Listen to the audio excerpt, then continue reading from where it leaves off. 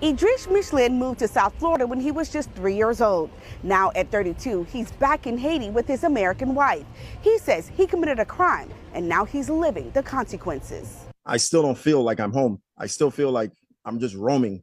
I feel uneasy. For the past few weeks, Idris Michelin and his wife Yamil have been walking the streets of Haiti, trying to mentally accept that this is now home. I lived in the country 30 years. I never got in trouble, but I made a mistake. My morals became corrupted.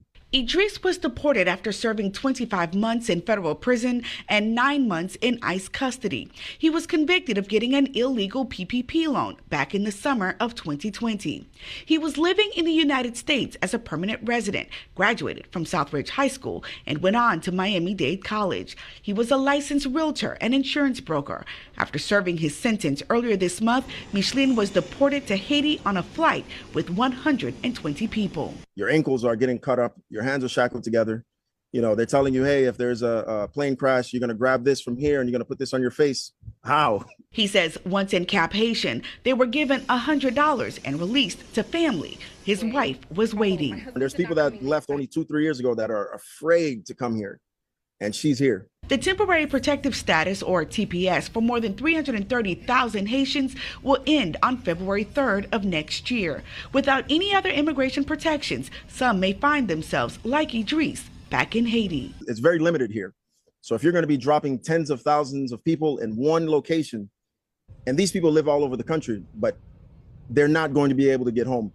There's bandits blocking the road in certain areas. The two took a helicopter and a bus to get to Petit Guave, where Idris has family. He says they have resources others may not. And now that I'm here, you know, to my country where my flag is, the people are wonderful. The people work hard, but they're trying to overcome obstacles, and I'm here trying to overcome obstacles as well.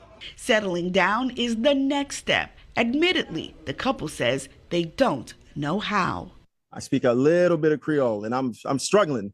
The couple have a combined 8 kids who Idris hasn't seen in years. They want to reunite in a third country, except there are very few countries that are allowing visas to Haitians. So the couple remain in limbo. In Little Haiti, Tanya Francois, CBS News, Miami. Oh, jeez. I have to wash my face. But, you guys, I just sat up here and watched a video about how some of the Haitian people have to get deported back to Haiti. And as a Haitian, I'm not gonna lie, it was extremely emotional, especially knowing how fucked up Haiti is at the current moment.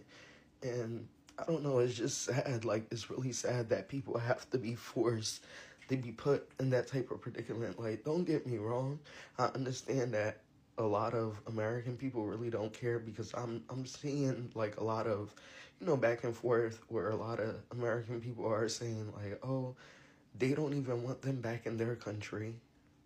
Why do we want them here?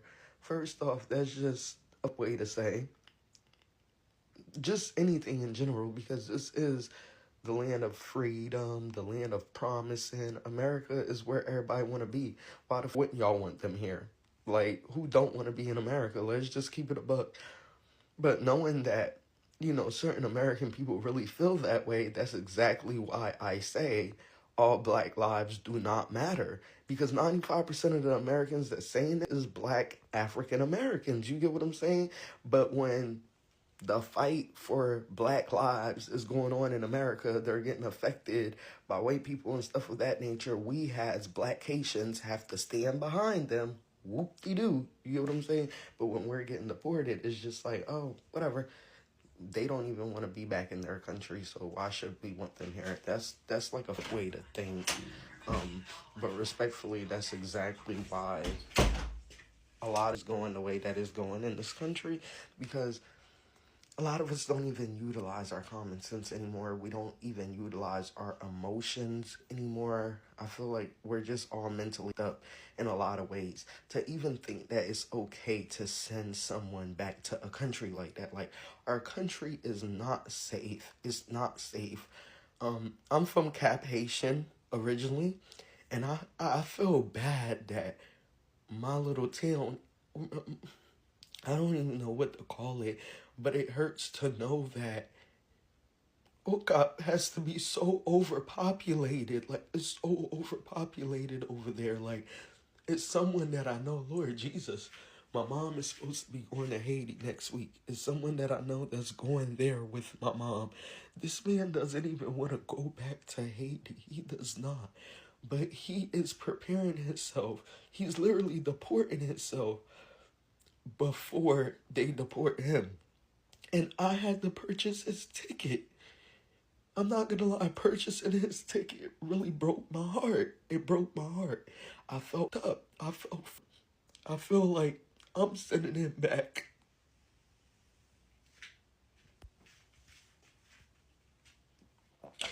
Just know, y'all, that this is effective in a lot of ways. I know a lot of us American kids, we might act like we don't give up, but I don't know, Americanized or not, if you're a true Haitian and you're really born in Haiti, and sa pa kaze ke ou, mwen pa mèm konen ki sa pou mwen di ou, e pa moun ki leve ou, paske bagay sa si bagay pou ki kaze ke ra ke nepot moun. I think that's all I have to say, y'all. I really gotta go wash my face now.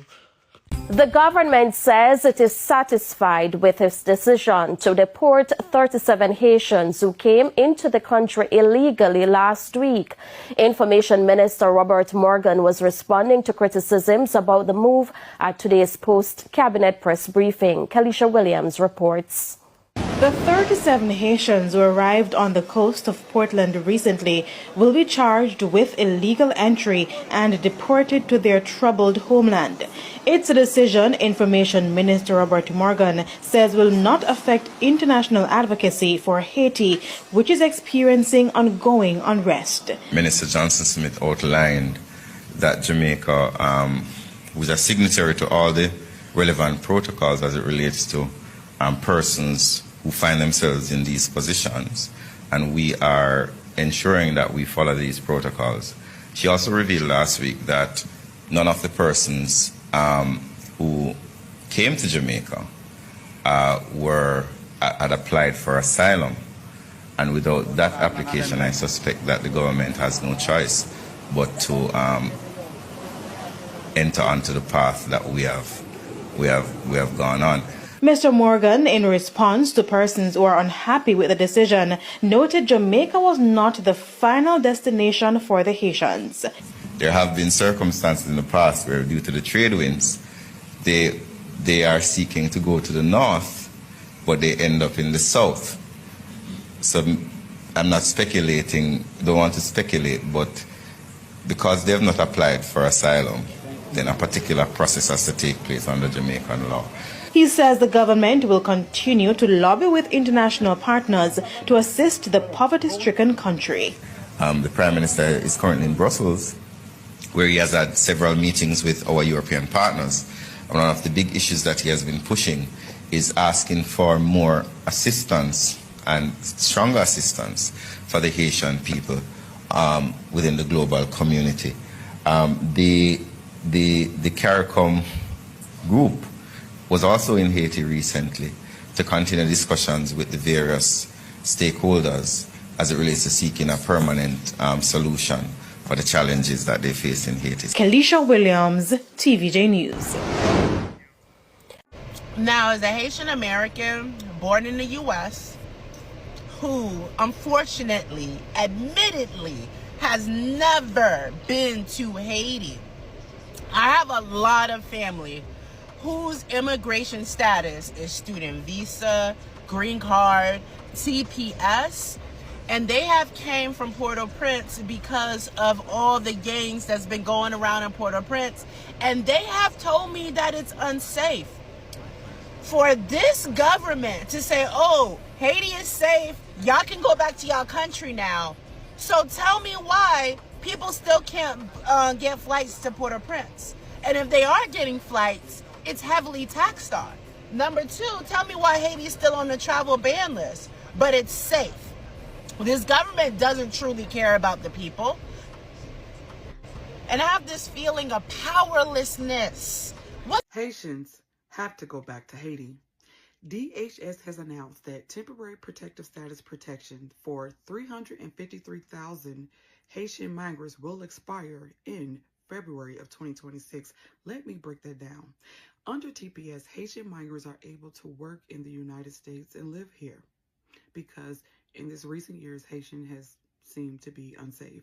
However, DHS states after reviewing the conditions of Haiti, it concluded that Haiti no longer meets the statutory requirements for TPS. Haitians are told that are in the United States under the TPS status that either find another lawful base of a way to stay or voluntarily deport themselves. As part of the exit plan, DHS is reportedly giving the Haitian migrants a $1,000 stipend and a plane ticket to their home country, which will be Haiti, who deport themselves by February of 2026. Critics say Haiti still remains in a dire nation. There's widespread gang violence and there's political instability. So I just want people to realize, and I've stated this before, for a lot of the folks that have come to the United States, no matter how it is that you came here, it was only temporary. The United States possibly led you or made you believe that you might have had potentially permanent status, but everything has a time limit, especially in a place of which that you didn't create, you did not make, you did not establish.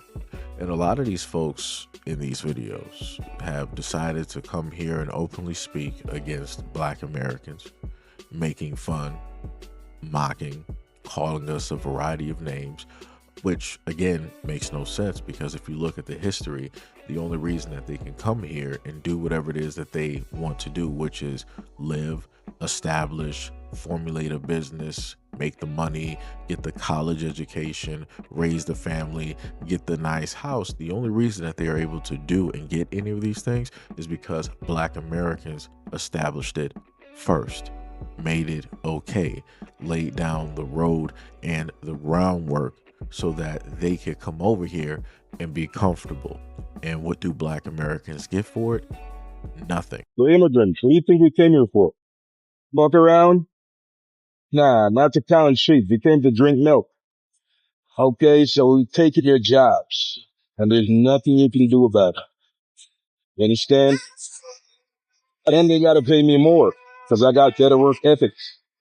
Better work ethics, I have more skills than you do. What you gonna do? That's what I thought. Nothing. But be mad. Oh, immigrants are taking our jobs. Yes, we are. We're all taking your jobs. Keep sitting at home playing that Xbox, okay? So you were able to see and hear that Haitian man, and he wanted to have all of the glee, all of the types of smiles, the hee, ha, look at me and look at you type of moment. He really thought he had one right there. All to find out that that temporary status or whatever it is that they have is, gone. Is being burned directly down. And now a lot of your folks are going to be getting sent directly back. So now it's not really a funny moment now. Now it's no tee-hee, look at me, look at you. Now it's all about look at you. And look what you got yourself directly into. You thought you were going to be somewhere. You thought you were going to be free. You thought that you were going to be able to make all of these great dollars here so that you could, live a better life and potentially send some money back home, because the money here is going to stretch a lot longer back home due to the currency and how things tend to transpire. Nah, you thought wrong. Everything is temporary, and especially you coming from a whole different place is temporary. This is what it looks like, and I try to remind a lot of folks directly out there, this is what it looks like when you come at Black Americans a certain type of way, a wrong way. This is what it looks like when you decide that you want to stick your nose in a business that has nothing to do with you. This is what it looks like when you decide that you want to have an aha gotcha moment, and really the gotcha is on you. Because at the end of the day, if all of these folks would have minded their business while they've been here in the United States and they didn't say anything about Black Americans more than likely would have been on the front lines for a lot of these folks. We would have spoke for a lot of these folks. We would have used the light and the power that we have at the current time in order to highlight an injustice or an issue, or say that things need to be changed. There needs to be some laws on the books. But because y'all wanted to slide around thinking everything was all good, all gravy, here we go. Now it's all on you. But within that, you guys can't even stand directly with that problem. A lot of y'all now, when you've all said that, oh, we're Haitian and we're proud of where it is that we come from, look at our history, we don't need to or would never want to be Black American, and look at what we've done. And that's right, you guys got the history of liberation. You liberated yourselves. You surely did. And nobody ever, ever, ever could take that away from you. But also at the same time, when it deals with Black Americans, we have a very strong, proud history of what it is that we've established, right? Because of Black Americans, because of the blood, because of the sweat, because of the tears, because of the many sacrifices that my ancestors have made in this country, you are able to come here and live and find a type of freedom of which you can't really find back home. I've seen tons of videos over the years where people are talking about Haiti is dangerous. I've even worked with Haitians, and I've, not really technically had a problem. I could list some things, from a personal perspective of what I specifically went through, right? But I don't feel the need to add that directly to this situation at the moment. But what I'm saying is that listening to other people and hearing where it is that they come from, it's like, man, yeah, it's like, yo, that's tough. It's like, I understand, why it is that you're here.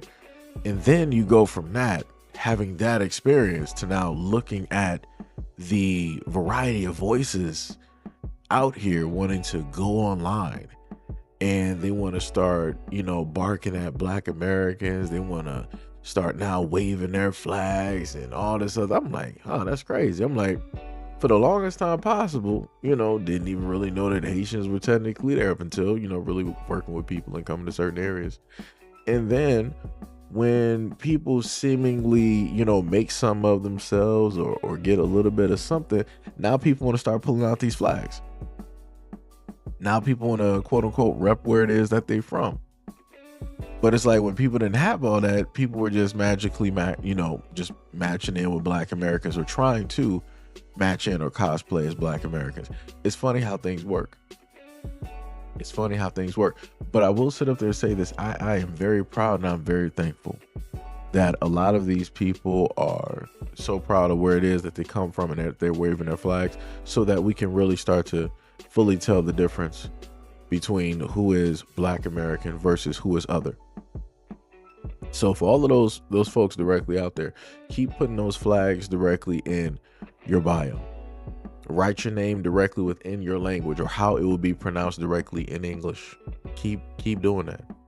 Keep waving those flags directly in every single video that you do, or having those in the background, or wearing the colors directly of your country or where it is that you came, wherever from. Make sure you do that so that we can clear cut tell the difference between who is who. Because that is currently what is needed at this moment in time, because there's too much disrespect going on. And all the disrespect is not coming from Black Americans. We got our own issues with our own folks. A lot of y'all are causing unnecessary issues that don't need to be here at all. Clearly, looking at the news, y'all got your own problems and issues of which you need to sort out and fix. But yet, how can you fix anything when you're in a whole different country? How can you be hands-on with a problem where you're in a whole different country? How can you really establish and build something where you're in a whole nother country? Like that one Haitian guy at the very front of the video, he decided that he wanted to do a PPP loan scam. Now, why would you do that? You know that you're pretty much temporarily here. Why would you think that you would be able to do that and get away with it? Did you think that you would be able to do it because potentially they might mistake you for some other Black American? That they weren't just going to sit up there and catch you, that they were going to catch somebody else instead? But then they got you. And then you got a woman here who they stated that she's American, and she got married to this guy. And now they both are deported directly to Haiti. Oops. Good luck. Like I said, best of luck. And this is why I told people, the stuff that you do, especially when you decide that you want to commit crimes, those things will catch up with you. I told people back during the time of the PPP loan, when all of those things were going, I told people that was going to catch up with people. But I didn't specifically know that there were more than likely lots of immigrants who decided to do this and try to, again, defraud and scam the system. I would not have really have thought about it in that sense, because I thought that people from other countries would have been smarter, meaning that they wouldn't do something so stupid that you know that you got to put down all this information and that the government can easily track you down and find you. Just give them time. They got all of the assets and things necessary and all of the ground troops to really find you. They pay people tens of thousands of dollars to do the best research possible to make sure that they can find and get to the actual person. So now we can end up in 2025, 2026. And now a lot of y'all people that should have been caught back then are now getting caught now. Crazy work. Like I said, he brought that directly on himself. He did something that he should not have done. They listed all of these accolades that this man had. He was this and he was that and all this, but he decided to do a business scam. Stupid. 100% stupid. And out of all of that time that he was here, he didn't decide to go to like a Haitian area or some type of class to learn some Creole. He didn't go somewhere to learn his own language for just in case if he were to get sent back there. That's some crazy work. That's diabolical. To know the fact that you're from a place and you're proud to be from there, and that's where your bloodline is from, and you can't speak a lick of that language. That's some diabolical work. And now you're there and you're talking about you struggling. How you struggling? This is your people. This is your home. This is your bloodline. This is where you're from. You should never be struggling at home. Yet here we are. But anyways, let me know what you guys think about this video and everything that I stated in the comment description below. And as always, peace, love, and stay tuned for the next video.